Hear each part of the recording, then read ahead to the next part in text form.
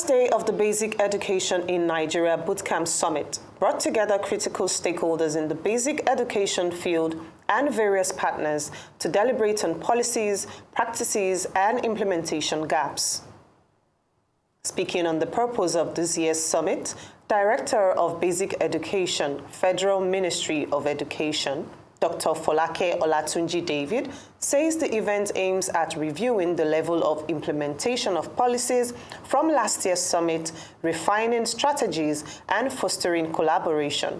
The 2023 summit, which is a biannual conference, came up with recommendations from stakeholders. Action plan was developed.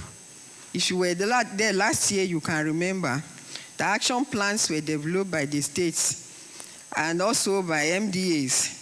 We are here to deliberate on the level of implementation of the recommendations of last year's summit, evaluate progress, identify challenges, and so as to enhance accountability. Therefore, the main purpose of this bootcamp is to assemble basic education stakeholders to deliberate on policy, practice, implementation gaps facing the subsector. On areas of improvement and development, stakeholders act on enhancing teachers' welfare, measuring learning outcome for policy formulation, strengthening the system through improved teachers' deployment, and enhancing accessibility and transparency in education expenditure. Speaking on the theme, addressing the challenge of out-of-school children, Executive Secretary of the National Commission for Almajiri and Out-of-School Children's Education, Dr. Muhammad Sani Idris, reiterated the Tinubu-led administration's readiness to solve challenges in the education sector, while noting that several interventions are ongoing to reduce out-of-school children.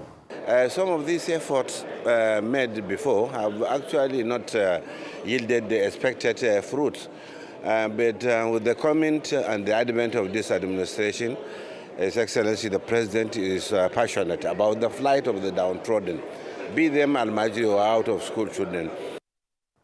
This year's Ben B Summit will focus largely on policy solutions and progress of policy implementation in the education sector, including insufficient utilization of resources, insufficient classrooms, poor staffing, unhealthy learning environment, and low level of enrollment, amongst others.